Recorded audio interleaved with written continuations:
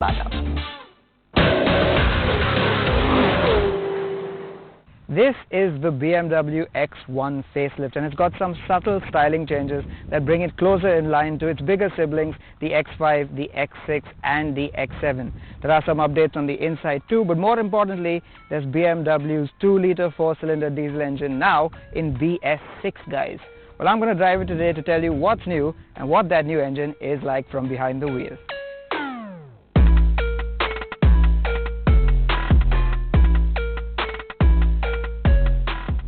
And now, those all too subtle styling changes. At the front, you'll notice the bumper is new and far more aggressive in its design, the round fog lamps being replaced by slimmer light bands. Then there are the headlamps, whose internals now remind you of the X5. But the biggest change is the grille, which is now a single-piece unit and significantly larger and more angular, much like the one on the new X6. At the back, you'll find a lightly reworked bumper as well as revised LED tail lamps, but that's about it. If anything, the changes inside are even subtler.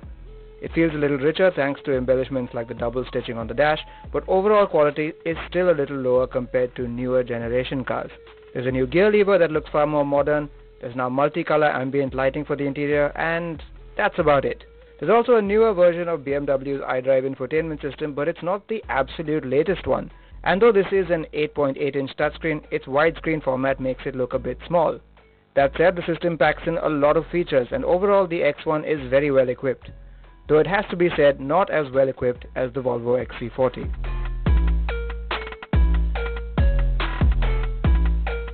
Moreover, owners will appreciate the class-leading rear seat space that's only accentuated by the huge panoramic sunroof. A tiny change in here is that you now get USB Type-C charging ports instead of a 12-volt socket for your devices. Also class-leading is the boot volume at 500 litres. But on to the big news, and that is BMW's revised 2-litre diesel engine.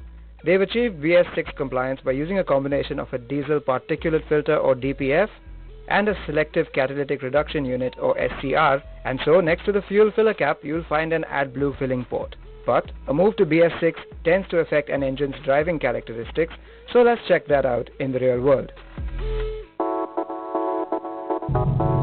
Now this is our first time experiencing the BS6 version of BMW's venerable 2-litre 4-cylinder diesel engine.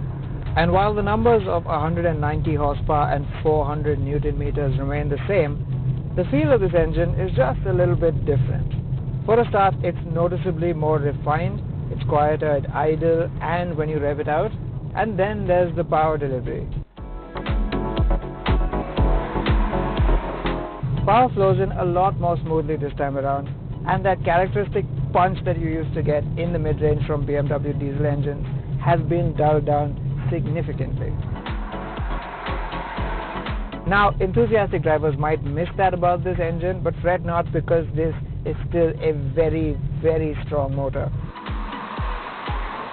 For instance, against our testing equipment, this BS6 X1 did 0 to 100 kph in 7.7 seconds, which is marginally quicker than the BS4 car. And the difference is even more in kick-down acceleration. And it must be noted, the BS4 car we tested had all-wheel drive. But the performance also has a little something to do with which mode you have the car set to. From coasting gently, all you have to do is flatten your foot, there's a slight hesitation from the gearbox, but then you are soaring ahead. And that is when you have the car in comfort mode. When you switch it to sport, responses are just electric.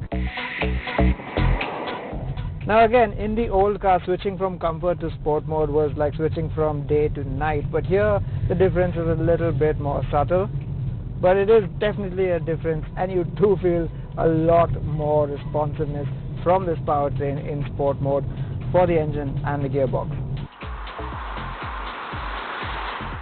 And speaking of the gearbox, this 8-speed torque converter automatic is really, really good. At low speeds it shuffles along nicely, and when you want to go faster, it doesn't really get in your way. It just gets along with it really smoothly and really quickly in the background. And well, apart from that, the BMW X1 is the excellent dynamic package you all remember so well. In fact, the suspension has been revised considerably, and the result is a slightly more compliant ride. Ride comfort is just superb with incredible bump absorption, especially on these 17-inch wheels.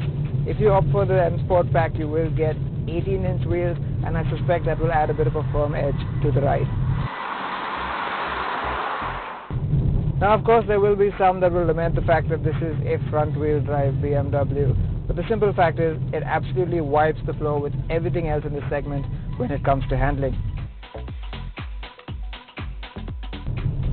And when I said front-wheel drive, I really meant it, because this car is no longer offered with all-wheel drive. All the variants in the range at present are currently front-wheel drive only. The steering too is just wonderful. It's got that great BMW sharpness, but it's also light enough at low speeds and gives you enough confidence at high speeds. Just about everything you want, really.